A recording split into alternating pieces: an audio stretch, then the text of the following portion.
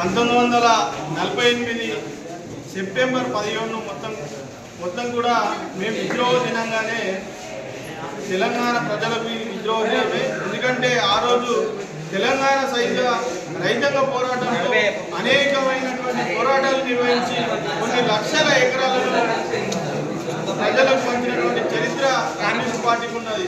కానీ operation polo పేరుతోని మొత్తం కూడా పటేల్ సైన్యాలు తెలంగాణ రాష్ట్రంలో ఉన్నటువంటి తెలంగాణ సాయుధ పోరాటానికి నాయకత్వం వహించినటువంటి ఆ కమ్యూనిస్టు నాయకులను ఊచకోత పోసి ఎక్కడికక్కడ వాళ్ళని చంపేయడం జరిగింది. అనేక మంది అమ్మాయిలను అర్ధనగ్నంగా వీధుల్లో నడిపించినటువంటి చరిత్ర ఆ రోజు పటేల్ సైన్యాలకు ఉన్నది. దీన్ని మేము తీవ్రంగా కొందరు విమోచనం అంటున్నారు, మరికొందరు విలీనం అంటున్నారు. కానీ ముమ్మాటికి విద్రోహ దినమే. దీని తెలంగాణ ప్రజలకి జరిగింది విద్రోహ దినంగానే ఈరోజు మేము పేర్కొంటున్నాం.